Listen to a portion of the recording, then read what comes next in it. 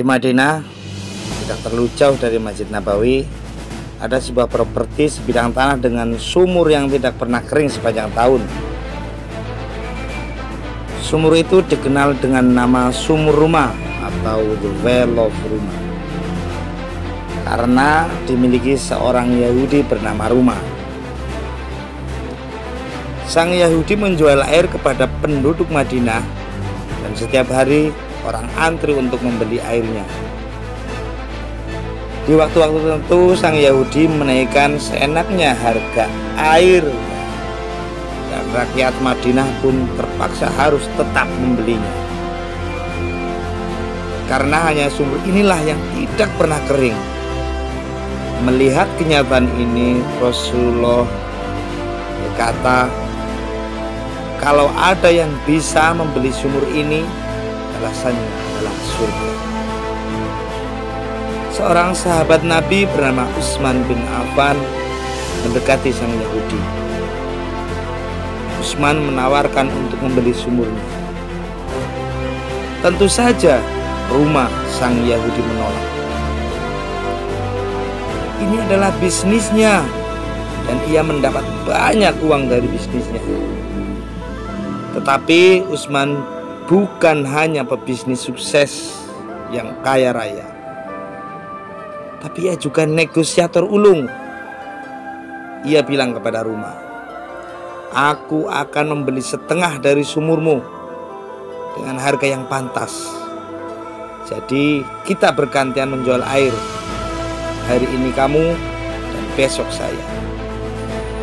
Melalui negosiasi yang sangat ketat, akhirnya sang Yahudi mau menjual sumurnya senilai 1 juta dirham dan memberikan hak pemasaran 50% kepada Utsman bin Affan. Apa yang terjadi setelahnya membuat sang Yahudi merasa keki. Ternyata Utsman menggratiskan air tersebut kepada semua penduduk Madinah. Penduduk pun mengambil air sepuas-puasnya, sehingga hari besoknya mereka tidak perlu lagi membeli air dari rumah sang Yahudi. Merasa kalah, sang Yahudi akhirnya menyerah. Ia meminta sang Utsman untuk membeli semua kepemilikan sumur dan tanah. Tentu saja Utsman harus membayar lagi seharga yang telah disepakati sebelumnya. Hari ini sumur tersebut dikenal dengan nama Sumur Utsman atau The Well of Utsman. Tanah luas sekitar sumur tersebut menjadi sebuah kebun kurma yang diberi air dari sumur Utsman. Kebun kurma tersebut dikelola oleh Badan Wakaf Pemerintah Saudi sampai hari ini. Kurmanya diekspor ke berbagai negara di dunia. Hasilnya diberikan untuk yatim piatu dan pendidikan. Sebagian dikembangkan menjadi hotel dan proyek-proyek lainnya. Sebagian lagi dimasukkan kembali kepada sebuah rekening tertua di dunia atas nama Utsman bin Affan. Hasil kelolaan kebun kurma dan grupnya yang di saat ini menghasilkan 50 juta rial per tahun atau setara 200 miliar per tahun. Sang Yahudi tidak akan pernah menang. Kenapa? Karena visinya terlalu dangkal. Ia hanya hidup untuk masa kini, masa ia ada di dunia. Sedangkan visi dari Utsman bin Affan adalah jauh ke depan. Ia berkorban untuk menolong manusia lain yang membutuhkan, dan ia menatap sebuah visi besar yang bernama Shadaqatun Jariyah atau sedekah yang berkelanjutan. Sebuah sedekah yang tidak pernah berhenti bahkan pada saat manusia sudah mati.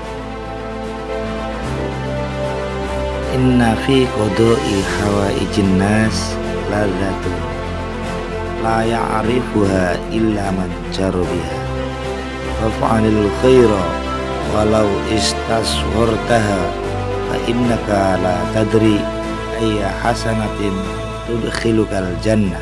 Membantu memenuhi kebutuhan orang lain adalah suatu kenikmatan tersendiri yang hanya bisa dirasakan orang yang mencobanya. Maka berbuat baiklah walaupun kebaikan yang kecil, karena Anda tidak tahu kebaikan mana yang membawa ke surga.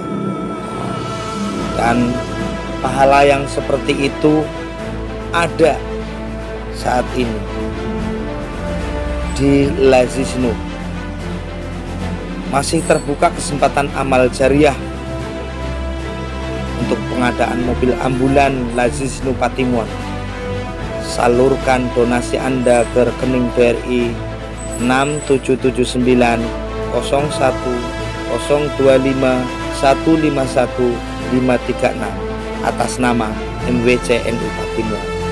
Konfirmasi transfer via WA 087 837 308 000.